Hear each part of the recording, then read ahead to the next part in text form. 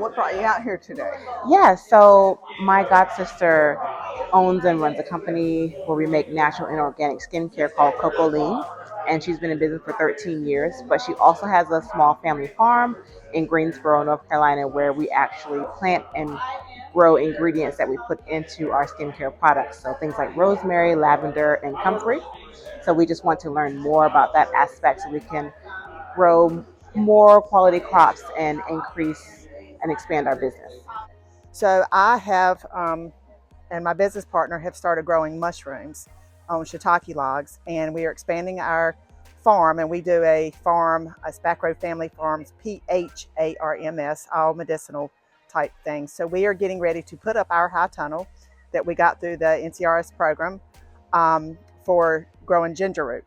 So that's why I've come to one event before about the high tunnel and came back today to learn more about growing the ginger. I've learned a lot about the prepping for the soil prep for the high tunnel, because we may want to do something else other than ginger.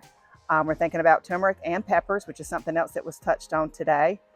So I learned a lot about ground prep, bed prep, no-tilling, and this just the construction of the high tunnel. And then there we learned a little bit about grants, which is very important for small farmers. So that was at lunchtime, and we enjoyed that. Actually, we were talking about getting a high tunnel.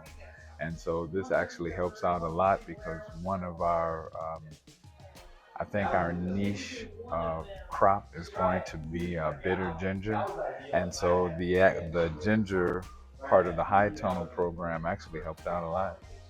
I Well, thought the drone was pretty cool. the drone, Yeah, yes, definitely yeah, the the drone drone was for pretty cool. when we're getting ready to expand and buy land and stuff like that. So that's a really cool service to incorporate into it, and it looks like it would save us time.